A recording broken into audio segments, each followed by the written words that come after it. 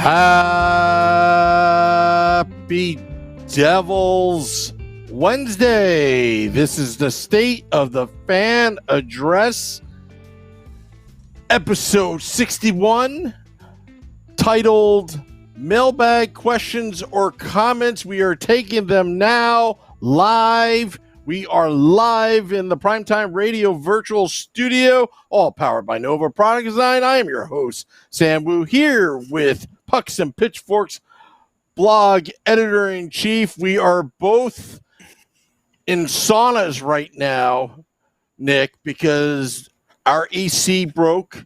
It's now currently 86 degrees live in my studio. And you have relocated.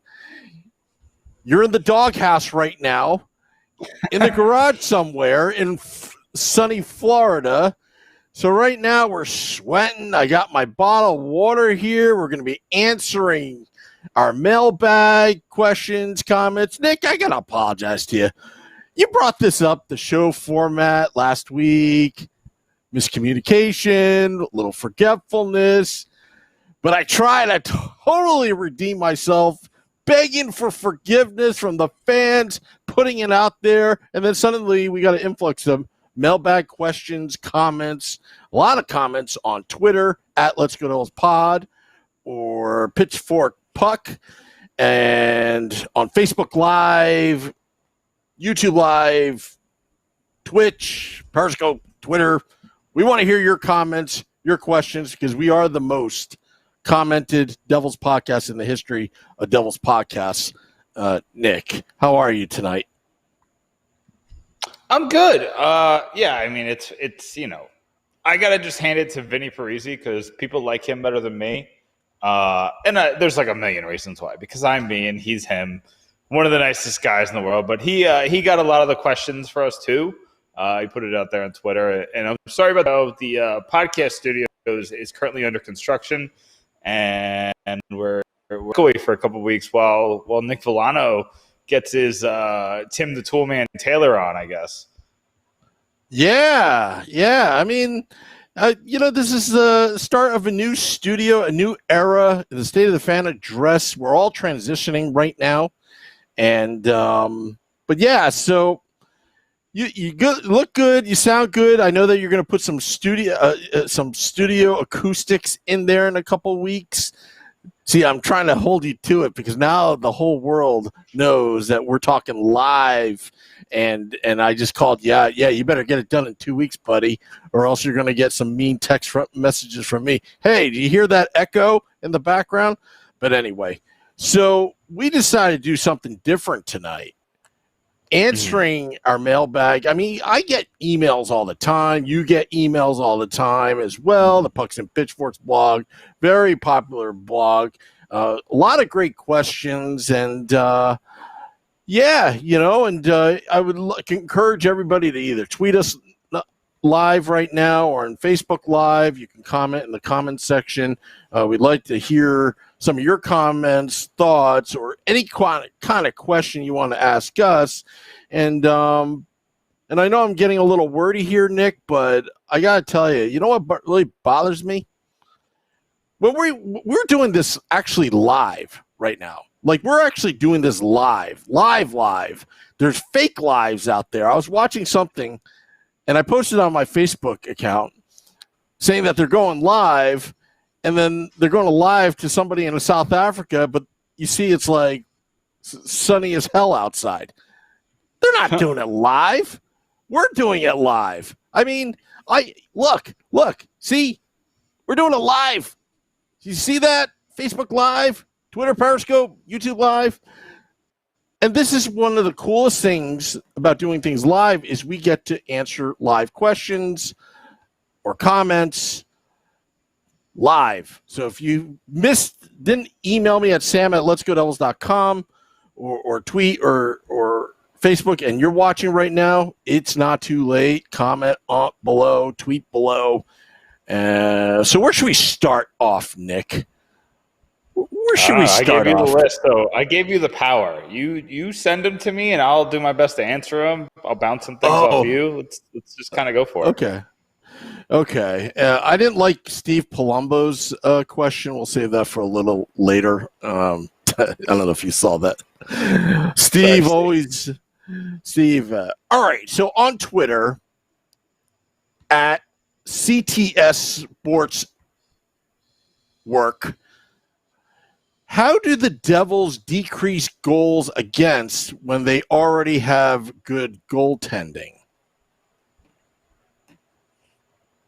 I mean, I could go very, very, very, very simple and say, take less shots. I mean, they need to. So the Devils have allowed a much higher high danger chances against. So basically, the shots that they are getting are of higher quality than. I'm sorry, the shots that they're giving up are of higher quality than the shots they're getting, and the shots that other teams get from against other teams. So basically, there's a lot more that comes in that half moon around the net that goes probably about 2 to 3 yards out from there. There's a lot of shots coming in close to Blackwood. There's a lot of, there's 2-on-1s. There's one-timers. There's a lot of, it's just things that are more likely to go in are going on our goaltenders than things that are less likely to go in. Now, I know that got better. I think a lot of it had to do with the Devils had finding a partner for Subban. Green wasn't the right fit. Vatanen didn't end up being the right fit, and that was my pick. So I gotta take credence. I didn't make a good pick because Vatanen just didn't work. Severson didn't work. Butcher didn't get that much of a chance, but we all saw that Butcher kind of regressed a little bit this season, so he didn't really be on the top line either. Marco Mueller was actually the one who fit the most, but I don't think we want Marco Mueller on the top line. That's all I'll say about that. I like him as a kid, but we've seen what he is, and he's a 7th or 8th defenseman at best.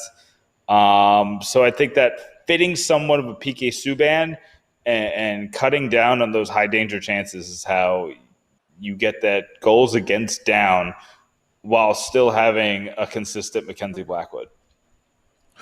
I'd also like to say the juicy rebounds.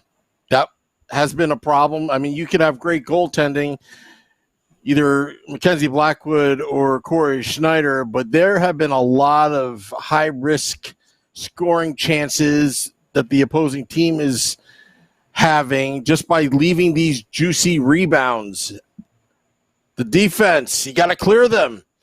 You got to clear them out. I mean, there's only so many saves. Mackenzie Blackwood and Corey Schneider, who are both big size goaltenders.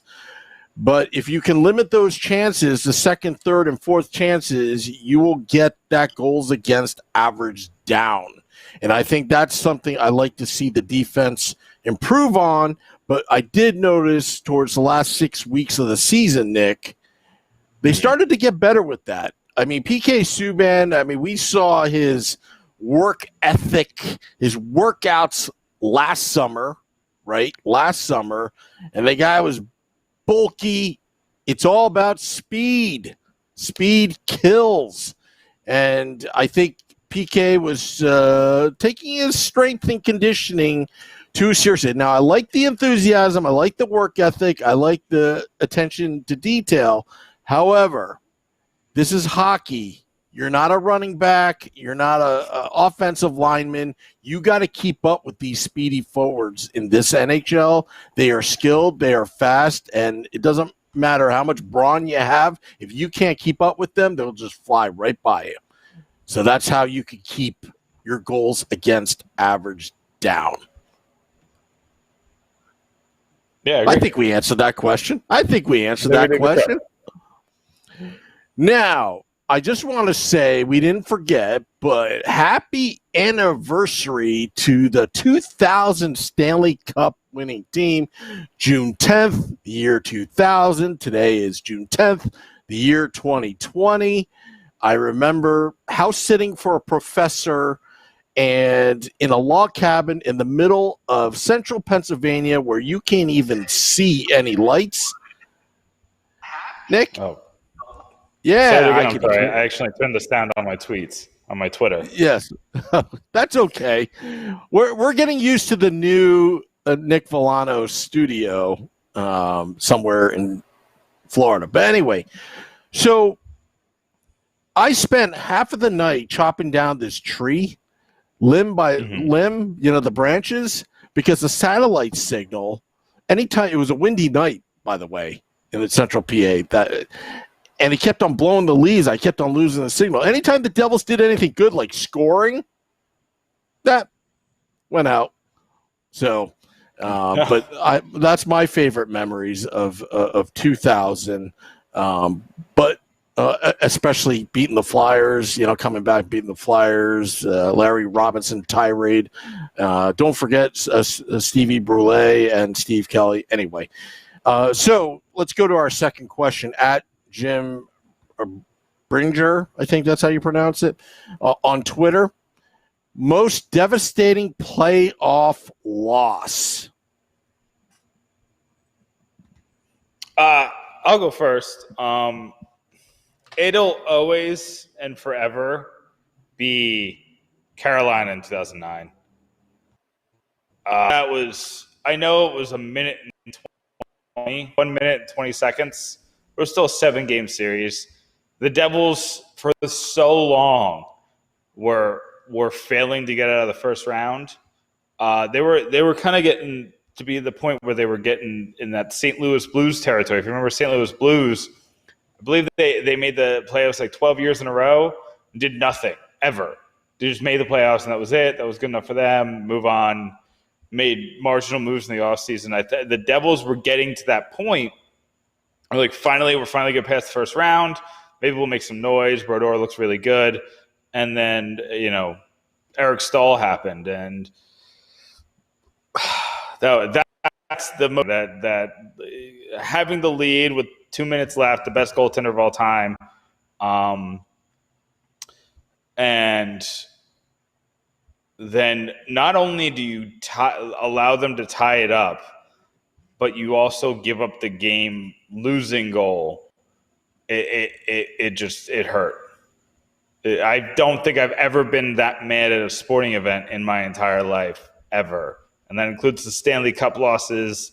That includes, losses to that includes everything. My Yankees losses, my, well, the Knicks losses don't hurt anymore, but everything.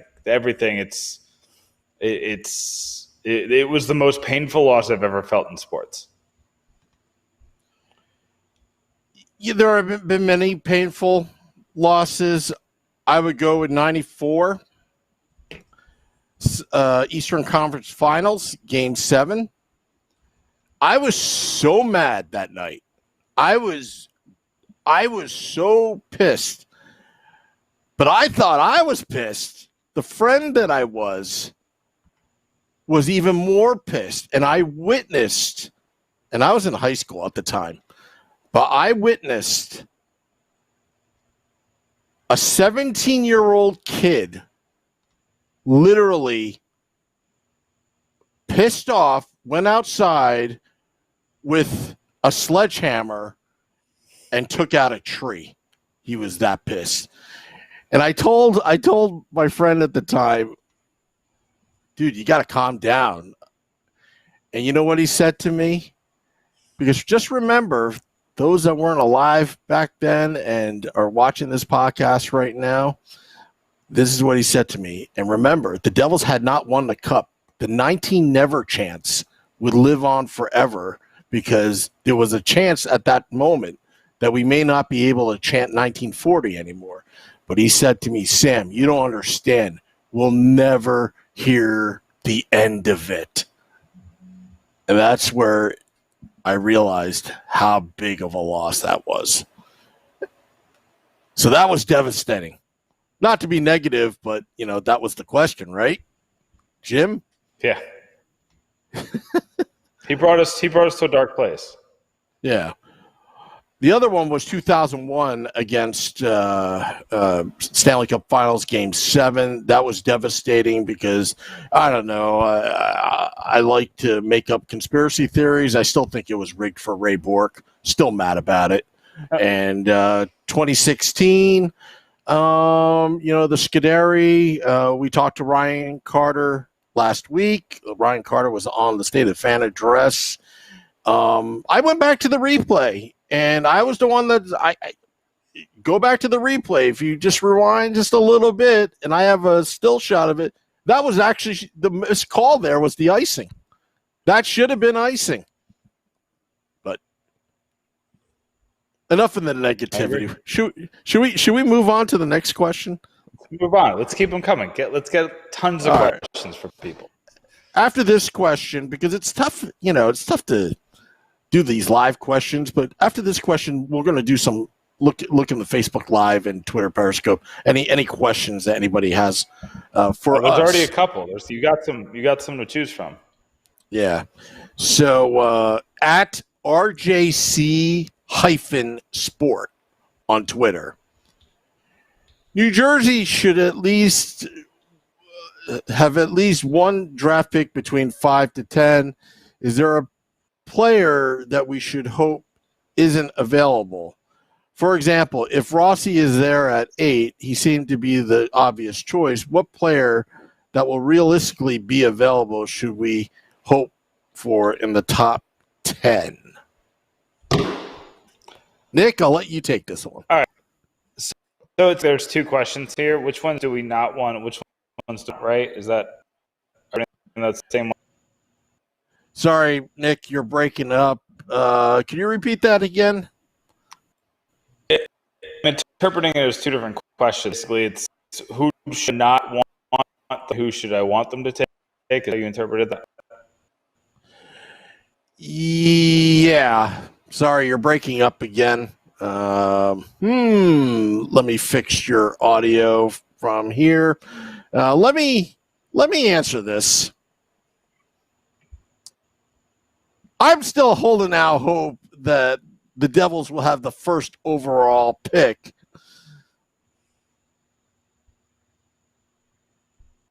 That's what I think.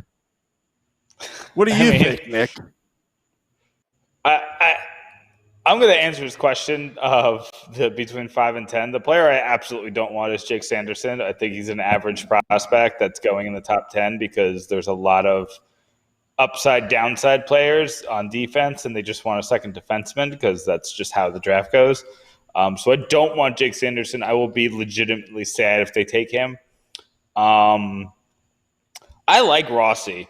I think that Rossi is a competitor. I think he brings a grit that you haven't seen in some of the other players where he's just hard-nosed. I know he's small, but I don't care as much. I don't think he's going to play center.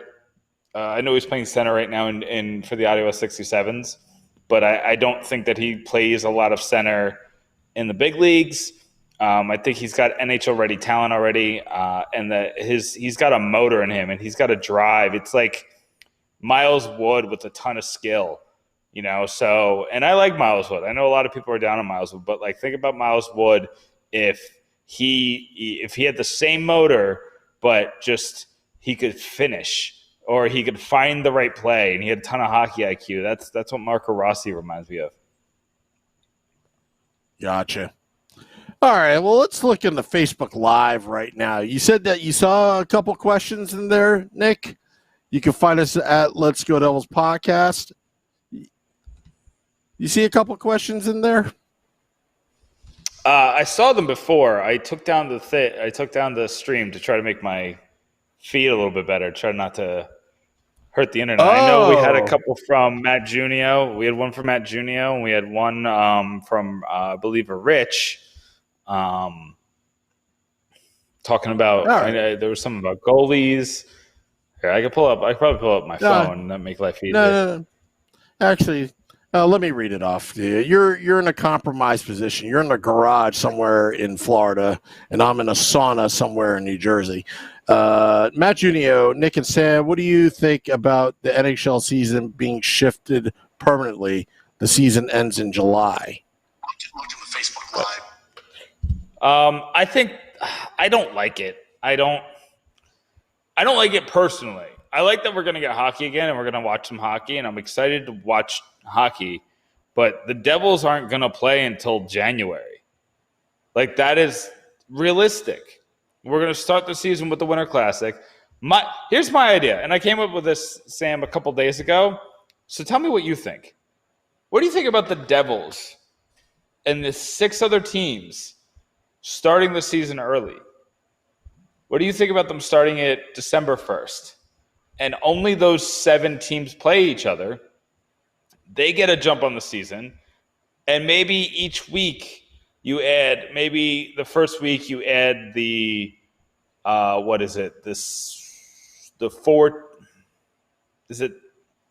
8 teams that are getting eliminated after the 5 rounds. Maybe December 10th, those teams get added.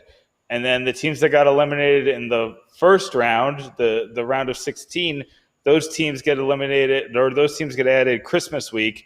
And then the rest of the league gets added January 1st. And you have this kind of staggered schedule. And, you could find other ways to spread it out for those other teams. Those schedule makers make a lot more than I do. But, then you get a full month of extra Devils games. It's much more realistic to get an 82-game schedule in if only the 4 teams that made it to the conference finals are the ones really taking the brunt of the load. And I know it's not fair to them, but, they got, we're in a weird time, and there's a lot of sacrifices that have to be made.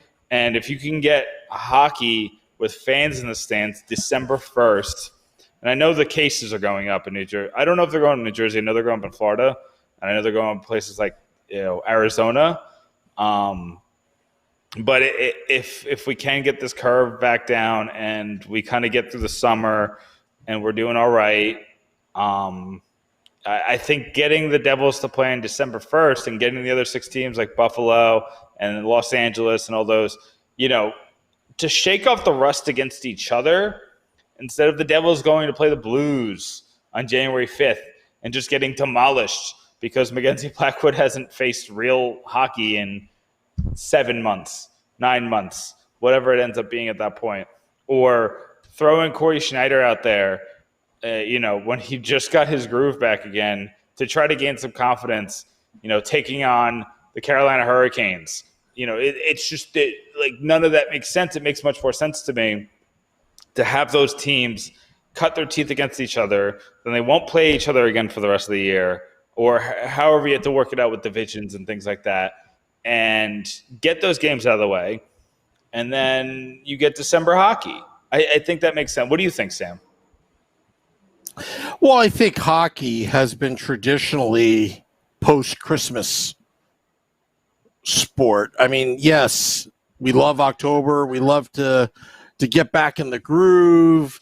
You got November, December. I've always felt that as much as I love hockey, I've always felt that it was just stretched too far. It was just overreaching. When I think of hockey, I think of snow. I think of cold. I think of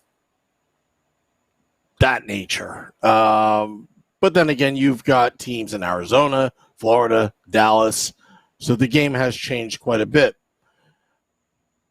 I would like to see the season just once, just an experiment. Have the season start at the Winter Classic on January 1. Why are you stealing my idea? I put that out there on Twitter 3 weeks ago. Why are you stealing my idea? Yo, hashtag pitchfork puck on that. What are you doing? TM, copyright. You know what, Nick? I didn't actually see that, but I'll give you credit for it. And the reason why is, you've got, one of the issues is, doing that January 1st is starting, that's when the NFL playoffs start. So will that take away from starting in January? But at the same time, I'm kind of like, during this pause, this pandemic, let's try something new. Let's try something different, but also you run into issue that if January 1st is when you start date, what happens if it's Olympic year? Suddenly, okay, you start 3 weeks and then suddenly you ship off teams to the Olympics if they allow it again. Probably, I don't know. So it's just, just food for thought there. Yeah, I understand. Yeah. So Ryan Mann, he wants to give his wife a shout out, but shouldn't his wife ask for a shout out, Nick? It's fine. We are here to please, I guess. Omar Ba, he says, "Sup, Nick and Sam." So, Don Stephen Roy Jr. or Zawa, he said, "I shared." So he shared the link. Thank you very much, Don. The people are very nice to us, Nick. We appreciate the shares, the retweets, the likes, however you want to get our names and our words out there. We appreciate it. Especially in this weird world where people, you go on social media and it's a scary place right now, Sam, and it's not a lot of hockey talk. It's not a lot of us coming together, and I miss the days where I used to make a fake trade and that was the biggest fight I was having on social media. So it's different times, and I get it. And when we're getting better, but man, if you want to share some hockey talk, that's what this is. We're going to talk hockey. We're going to answer your questions about hockey, talking Devils all day, all night. So let's get it done, Sam. Was that a plug there, or was that just a question? Did Rich's wife have a question? I don't know. I think it's Ryan. Ryan Mann. Ryan, I'm sorry. Yeah, but Ryan, I remember her question. I remember her question. Oh, you do? Her question was, and I'll ask you, and then I'll answer mine because you know mine. But her question was, what is your ideal puck or Let's Go Devils podcast guest that we haven't had on the podcast already? Who are you really hoping that we could get on the podcast?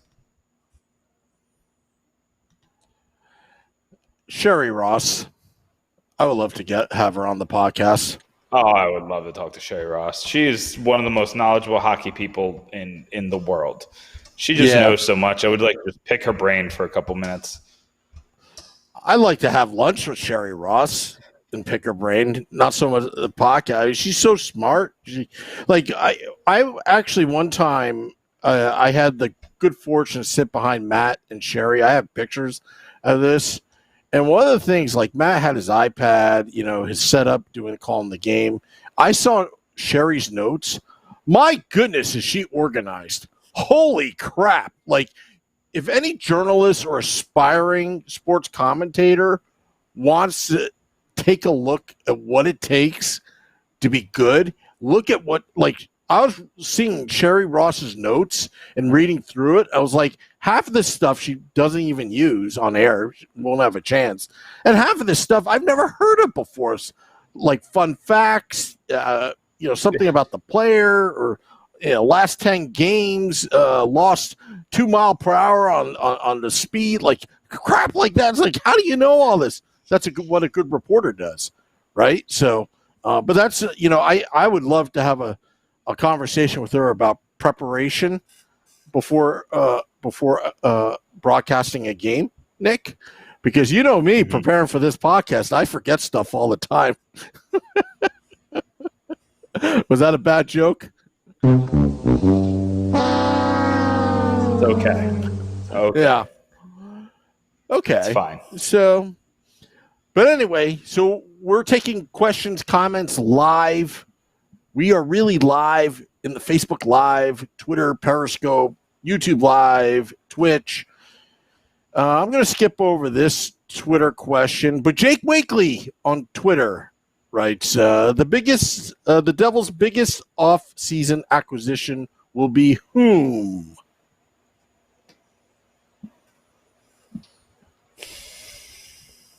All right. Well, I guess I got to write about this week since I'm going to say it on the podcast. I'm going to give it away.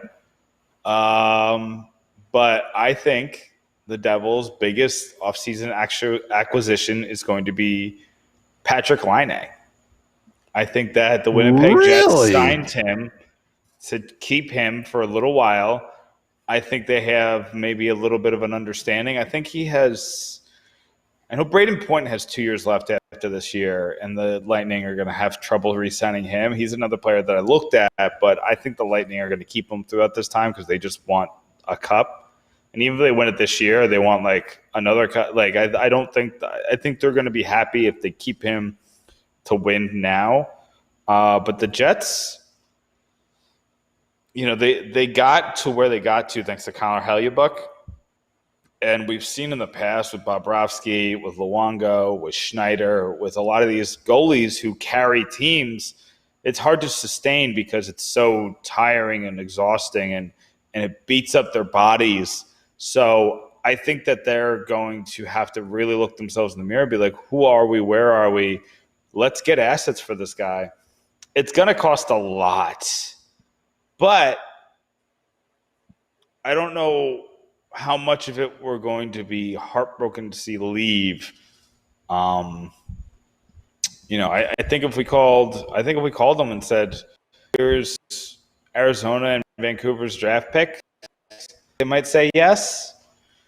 I know that 2 first-round picks for a guy is a lot, but he's a former second overall pick. He's a scoring machine. He's disinterested in Winnipeg, and it's scary to see that kind of we don't know the guy, but you're taking a chance on him. But he's a player who at his peak is one of the better goal scorers in the entire league. So the Devils don't have a guy like that. Like Paul Mary is their best goal scorer. Even when you count the prospects, Paul Mary is still their best goal scorer.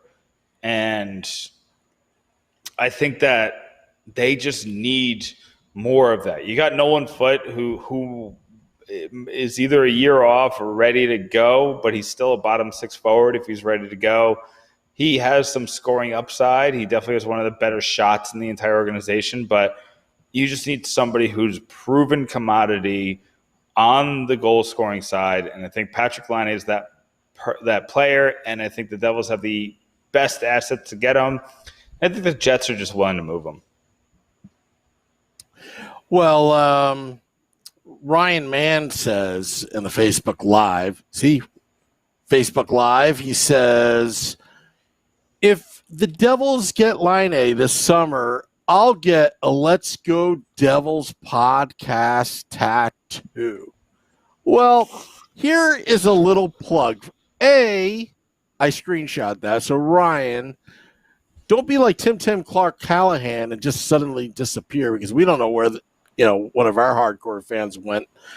But why don't you have one of these, the Let's Go Devils podcast mask? High quality, made by Shorts Guy. If you want one of these, we're taking pre-orders right now. Email me, Sam at letsgodevils.com, Sam at letsgodevils.com to get one of these. Was that a good plug? These Let's Go Devils podcasts.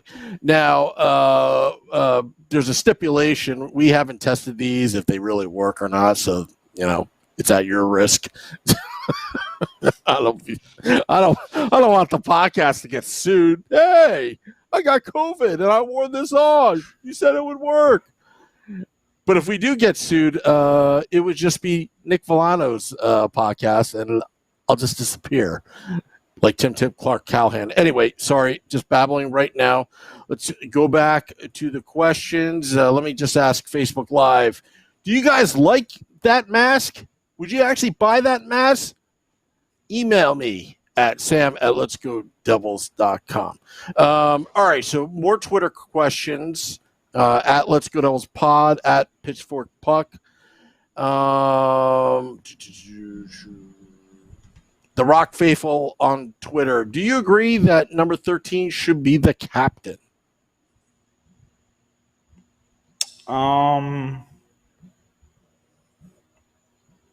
No.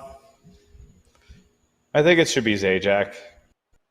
He's the captain. He's the top guy. I think captain has turned into something that it's not anymore.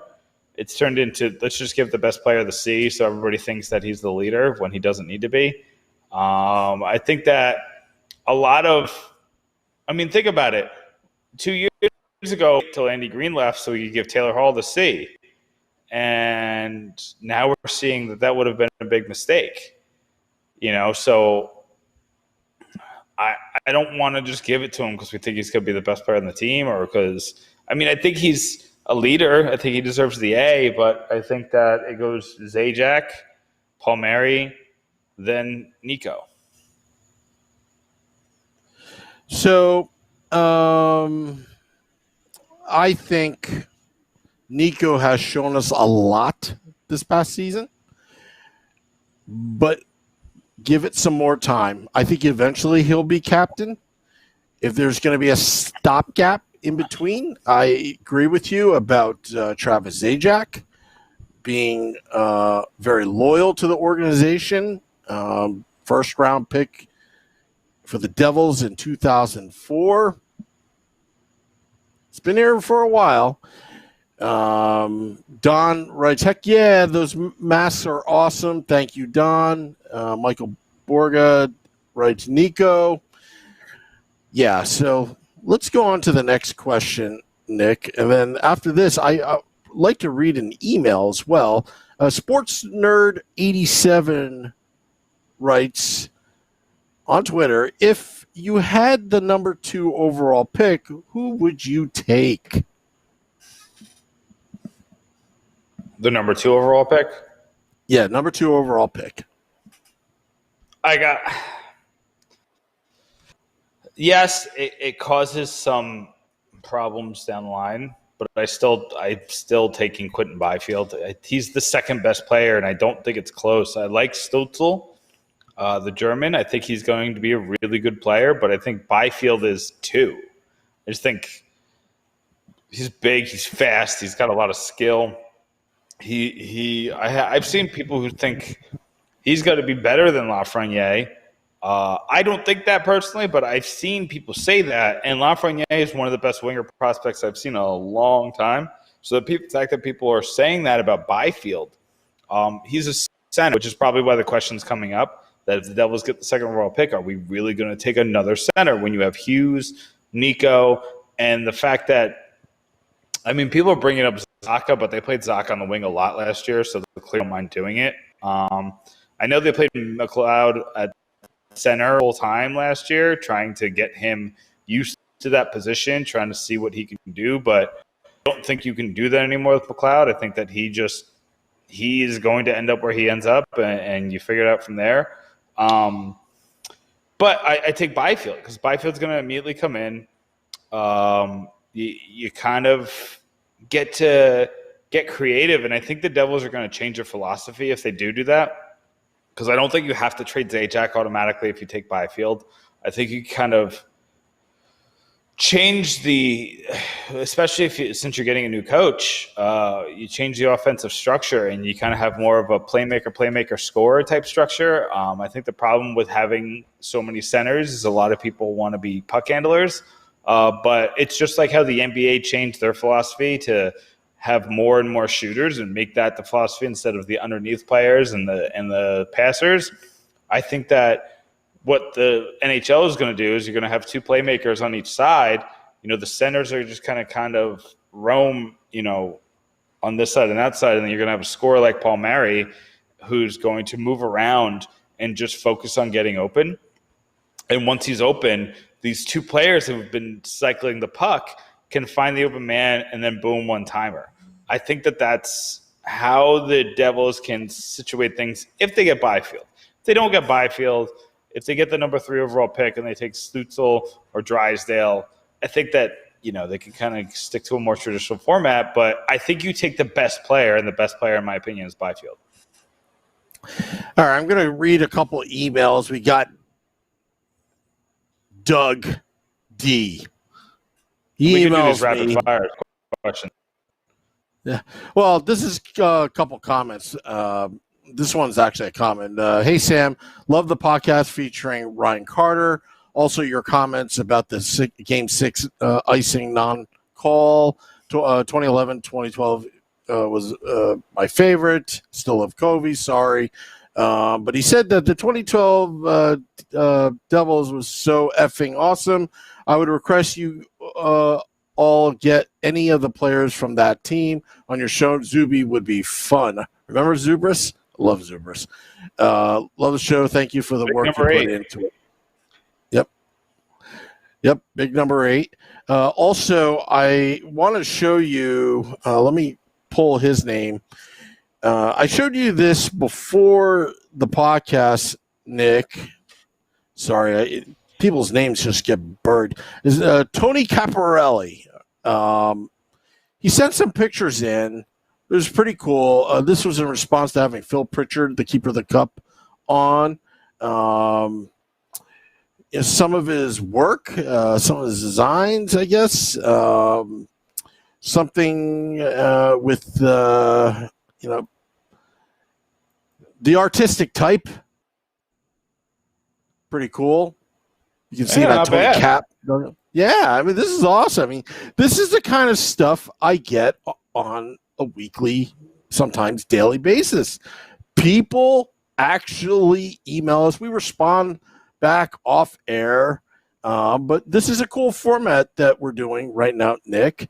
And also, I would like to... Gerald Belda messaged us on Facebook.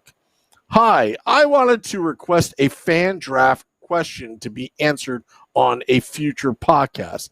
Well, Gerard, the future is right now. If Devils had a choice, let's say they get a second overall pick, Stutzel and Byfield, and why? You just actually answered that before. But I had to get him in there. It's all good. I answered his question. We got his name out there, so it's all good. Well, what about Don? Do you think the Devils will keep or deal PK Subban next season? There's no dealing him. He's that $9 million contract. They took the whole contract knowing that nobody was going to trade for him. The reason why they got him for basically Jeremy Davies in a second-round pick, because Santini had no value. And Davies was a former sixth-round pick or seventh-round pick. It's a former seventh-round pick that had a decent college career. And you got a former Norris winner for him, and a guy who was 1 year off a Norris Trophy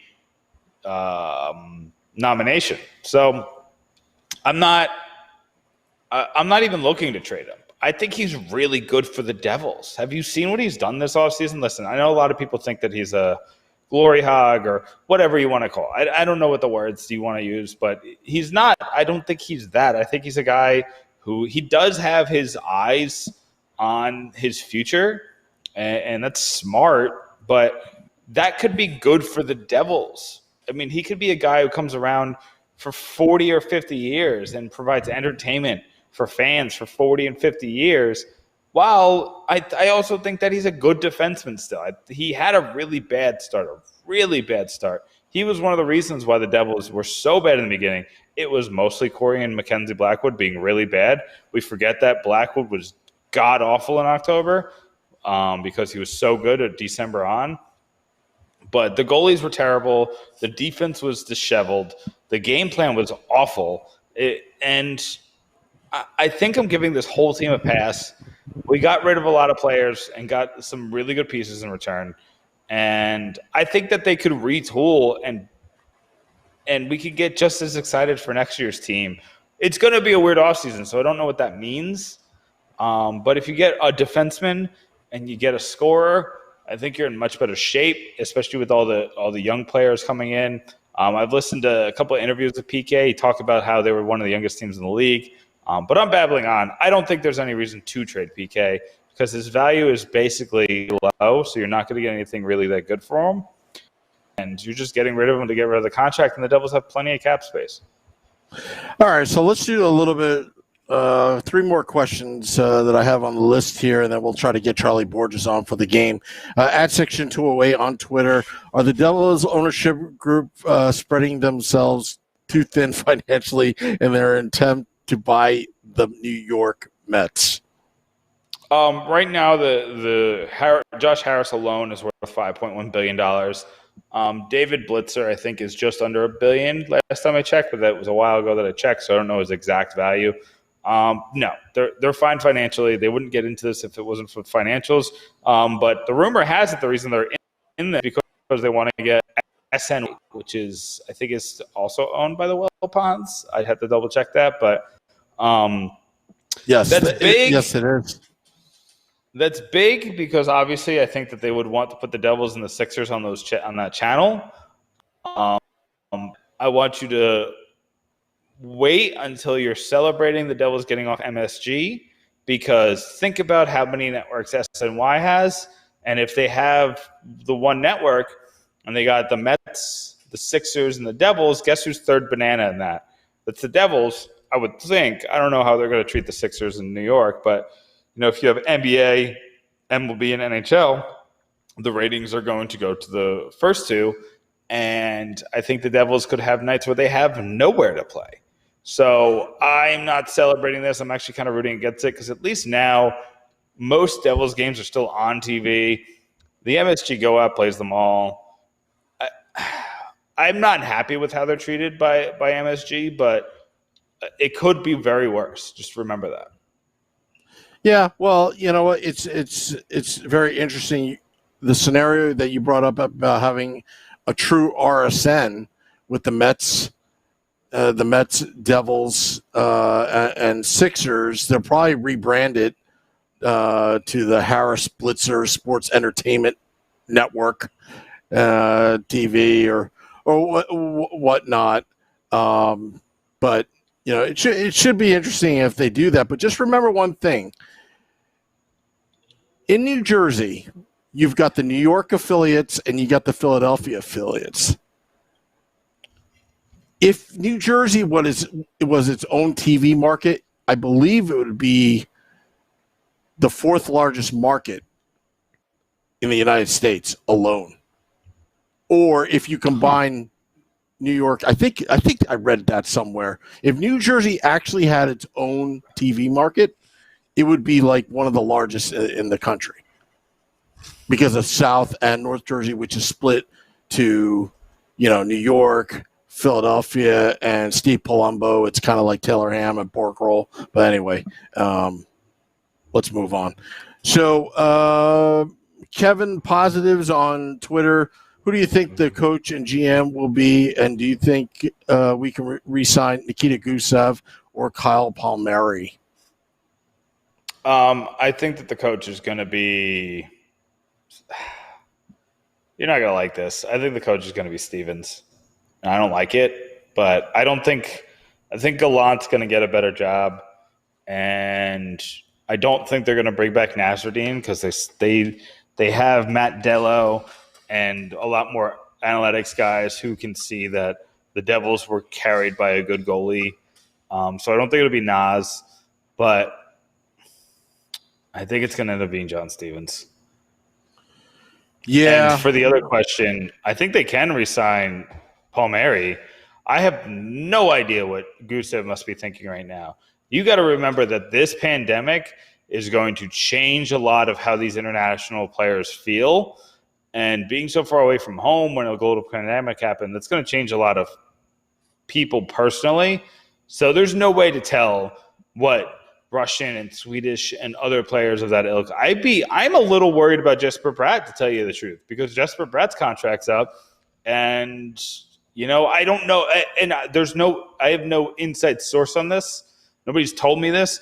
I'm just saying that international players are something to be worried about right now. Yeah, you know what?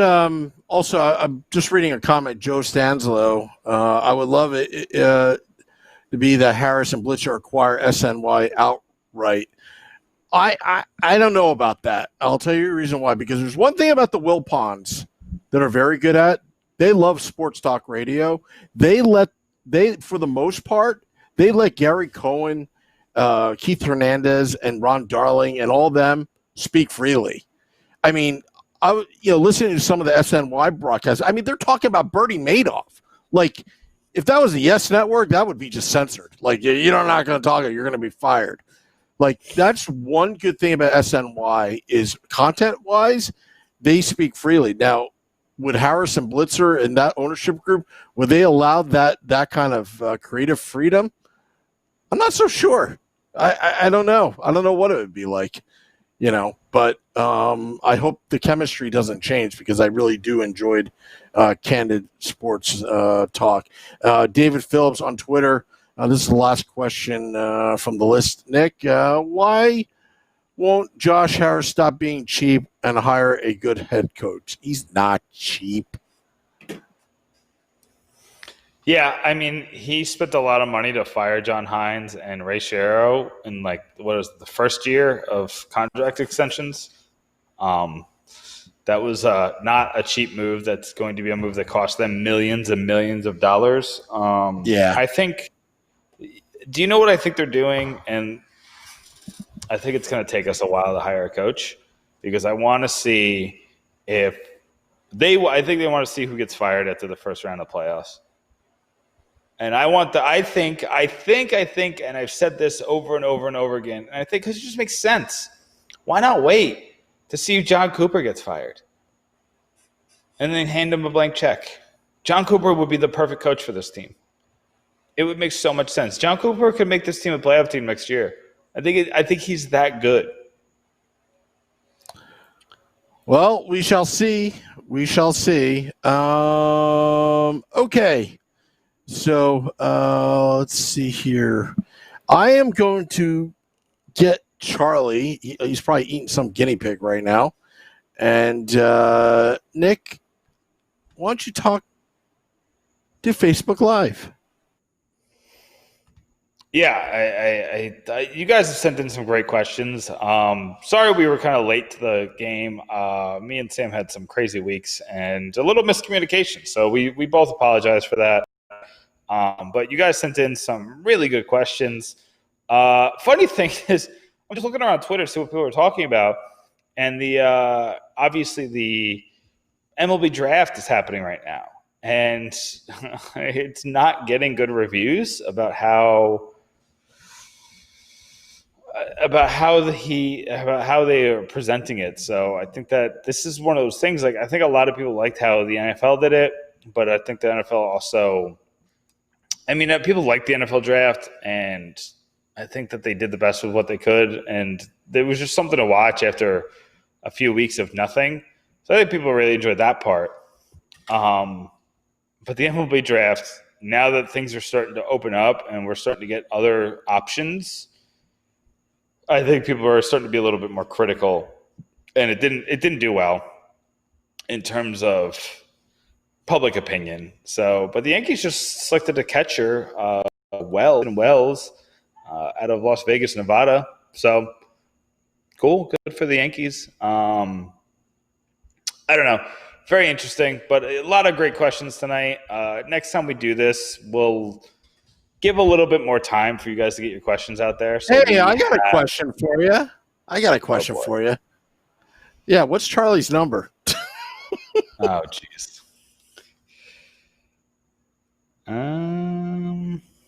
Sorry to interrupt you.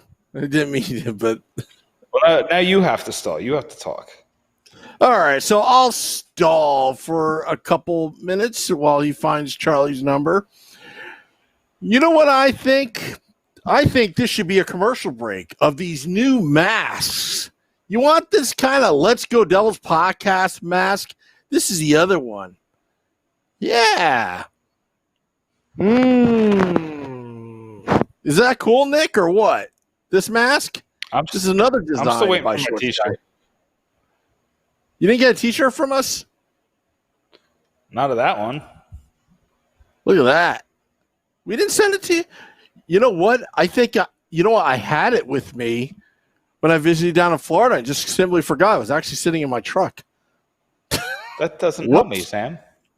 All right. Well, we'll talk about this off air. Send me an email. So how much? Email me at sam@letsgodevils.com. I'll forward the emails to Shorts Guy. Buy these masks. It will support our quest where we don't have to beg Joshua Harris or David Blitzer to buy us his $35 million jet so we could take our fans on the road to watch our favorite team beat the opposing team in their building. All right. Nick, I'm going to go back to you. I'm done talking right now. Let me get Charlie. So today's game, it's going to be, I think I played the Newlywed game before, but I don't remember the rules. So we're going to play the Newlywed game again. And this time it's going to be 100% themed on the 1999-2000 New Jersey Devils. Of course, today is the 20th anniversary of that Jason Arnott goal. One of the greatest goals in the history of the NHL. And I just want to commemorate it by having a whole big trivia contest between Sam and Charlie. We're going to ask 6 or 7 questions, depending on how much we need. And it's going to be all numbers based. We're going to see who can get closer to the number of a bunch of different facts for this year, for the 1999-2000 Devils. But tell us what your favorite memory was of that year. Obviously, we're all going to point out the fact that the Devils won the Stanley Cup. Obviously. But I want to know, one of the things you remember during the season. There were some really ugly losses that season, but there was a lot of big wins. They beat Los Angeles in December 7-1. But that's not even the best one. The best one came in March. They beat Atlanta 9-0. 9-0. They came out of the first period at 4-0, and it was like, oh, the route is on, and it's going to be a bad night. And then, bada bing, bada boom, it's 8-0 out of after 2 periods. About that 9-0 game, Sam, against the Atlanta Thrashers in that 99-2000 year. John Madden and both had 2 goals. You remember that game? I kind of remember this game. Yeah. I sort of remember. But I also remember the good old days when you were in your old studio where I can actually, you were breaking up before. Sorry. It happens. We're working things out. It is what it is. You know what? I appreciate you putting the effort. I mean, you're in your garage right now. It is literally 88 degrees in my studio because no AC, because the HVAC guy decided to blow us off for the last 10 days, and I'm getting hot. And you know who's going to try to, stall and kill me and prolong this podcast? The one and only Charlie Borges Jr. from Pucks and Pitchforks blog. He's a contributor. You can find him at Charlie Borges Jr. Charlie, you're on with me and Nick. How are you, man? How's it going, boys? Oh, it's good. It's going really good. It's going really good. So you guys both know today is the 20th anniversary of the Devils' second Stanley Cup championship. You knew that, right? Yes. So I'm going to play the new version of the Newlywed game. Because I think we've played this before, Sam, but I forgot what the rules were because we've played so many games at this point that I've forgotten the rules to most of them. Remember Price is Right. Price is Right was a good one. And last week we did the Showcase Showdown. That was a fun one too, which you lost. You're on a losing streak, Sam. Can you end it tonight? This is right in your wheelhouse. You know what? Charlie will be the guinea pig if I win tonight. Ha ha. All right. All right. Antonio. So sorry. I just want to say, Antonio's like, how are you not sweating? That's because you're only seeing up here, Antonio. I am I think I lost 3 pounds just for this podcast. It's like a sauna in here.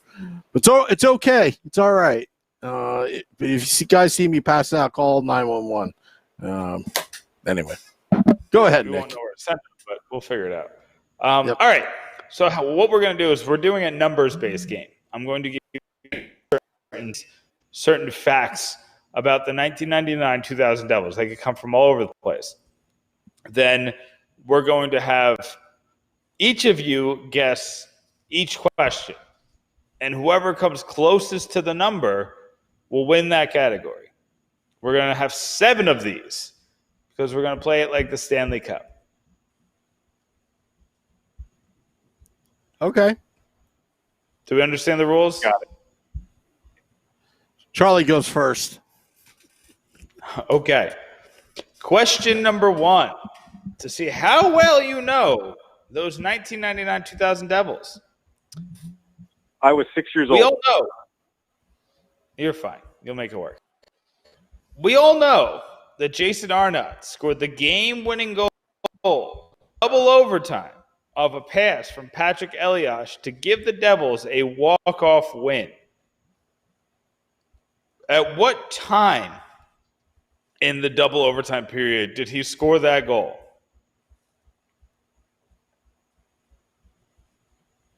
Would you like to how it would appear on the score sheet, or how we would see it when the clock stopped? How it would appear on the score sheet. So how much time had passed by the time he scored the goal? If I remember, it was kind of early. I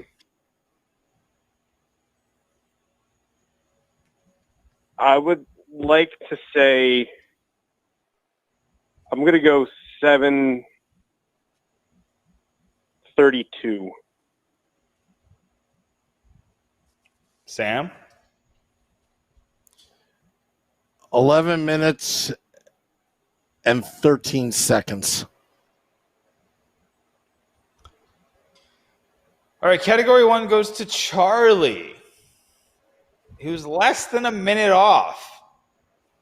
The goal was scored at 8 minutes and 20 seconds. Sam, I think you were looking at it backwards because 11 minutes and 40 seconds was almost, that's exactly 8 minutes and 20 seconds allotted with 11 minutes and 40 seconds left in that period. Yeah, you know what? That's probably it. You were thinking of what you were seeing on the clock. Tisk. Yeah. You know what, Charlie? You're getting lucky. Okay. That year, the Devils were given a jolt of offensive production thanks to Calder Trophy winner Scott Gomez. Sam, you go. How many points did Scott Gomez that season? How many points did Scott Gomez score that season? Is that what you said? You were breaking up. Sorry. How many points did Scott Gomez score that season? Points. All right. I think he had like 19 goals that season and probably about 55 assists. Can I use my calculator to add that up? Not Sam. 19 plus 55 is what? Well, it's almost 20 to 50. 74 points. All right, Charlie, what's your answer? I know he got 70, and I believe it was in the high 70s, so I'm going to go with 79. All right, Sam, you take it. He scored exactly 70 points. Wow. Take that, Charlie. We as Devils Fair enough, fans, fair enough. we like to we like to point out when everybody says, "Oh, you only won because of defense and the trap," and we like to point out that this team, this Devils team, was second in goals scored that season that they won the Stanley Cup 99-2000. How many goals did they score that season total? Charlie goes first. In the early 2000s, people were still scoring a lot.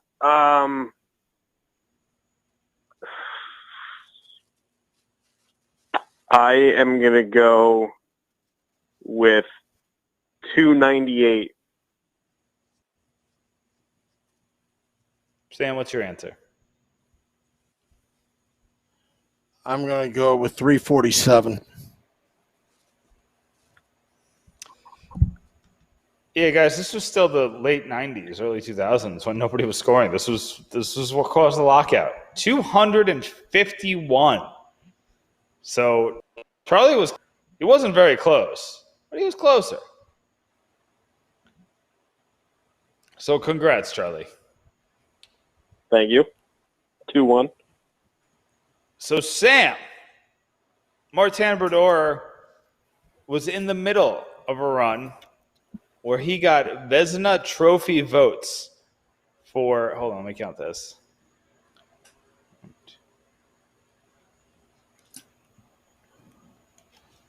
14 years in a row. He was smack dab in the middle of a run where he got Vezina Trophy votes for 14 years in a row. Sam, where did Martin Brodeur end up in Vezina Trophy voting in the year 2000? In the year 2000. Remember that, Conan O'Brien? But anyway. I didn't ask for this. I think he was second. Charlie, where do you think he was?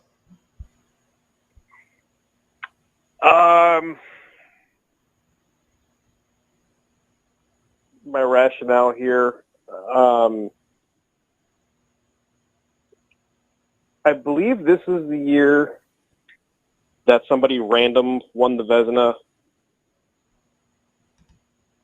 and Brodeur wasn't behind him in the voting. I don't think so. I'm going to say he finished fourth. All right. That gives Charlie a 3-1 lead. Brodeur ended up fifth in the Vezina Trophy that year. It was a weird year. Patrick Waugh ended up being tied for sixth with Tommy Salo, and Dominic Hasek was eighth. Take that, Hasek lovers. Olaf Kolzig of the Washington Capitals won it. Roman Turek of the St. Louis and Curtis Joseph was weird year for the Vezina Trophy. All right, Sam, you need this to stay. Charlie, you could win it with this. So Charlie, we'll let you go first here. As we know, Lou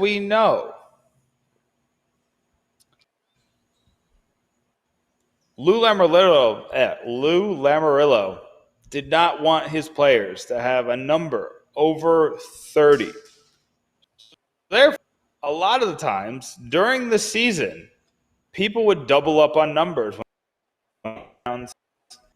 One number in the 1999-2000 season was used 3 times. Can you name that number?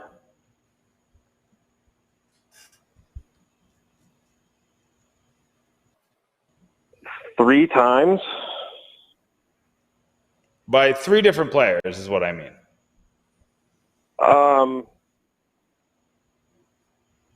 If I get the number, I win it, right? Yeah. I'm going to take a wild guess. It had to have been a defenseman, and I know Ken Sutton was on the team, and he had number 2. But then Sheldon Sore also wore number 2.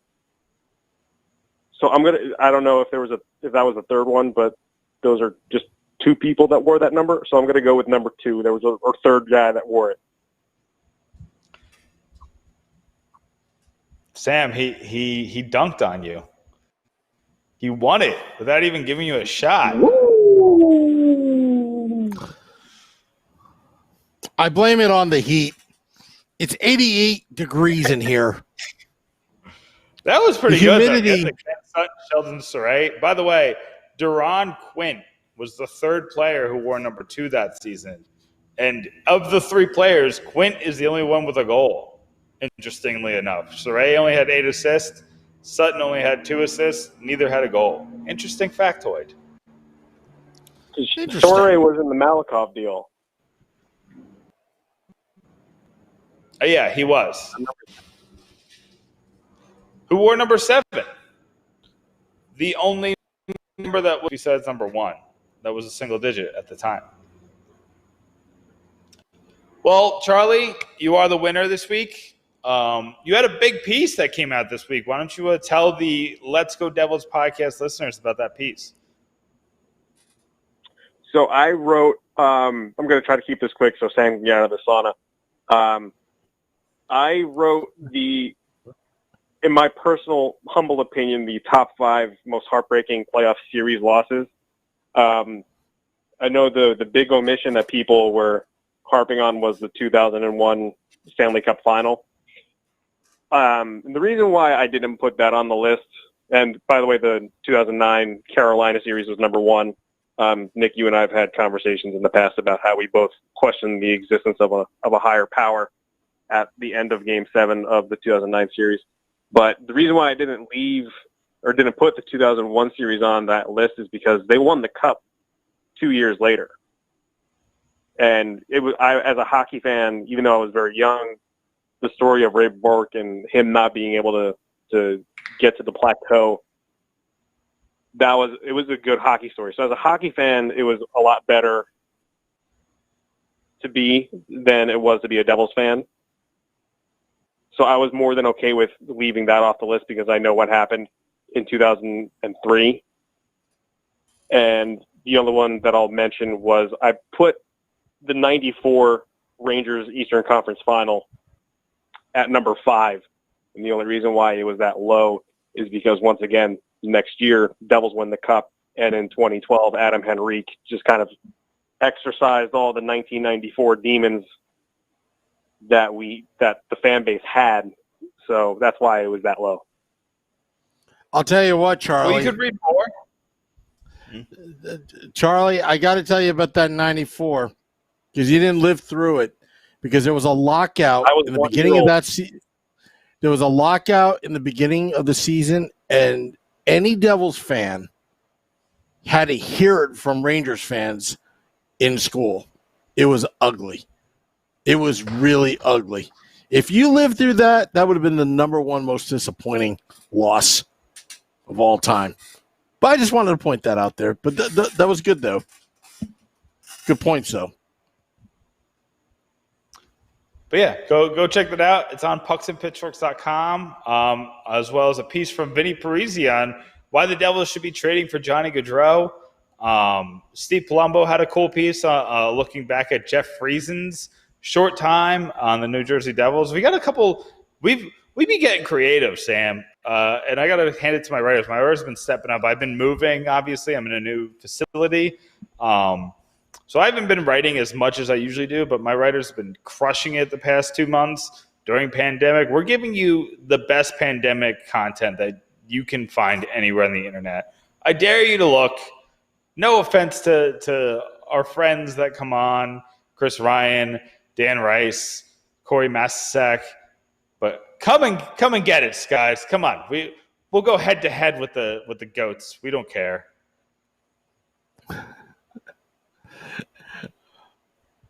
Charlie, you have a good night. Yes. You as well, Sam. Thanks, Nick. See you, Charlie.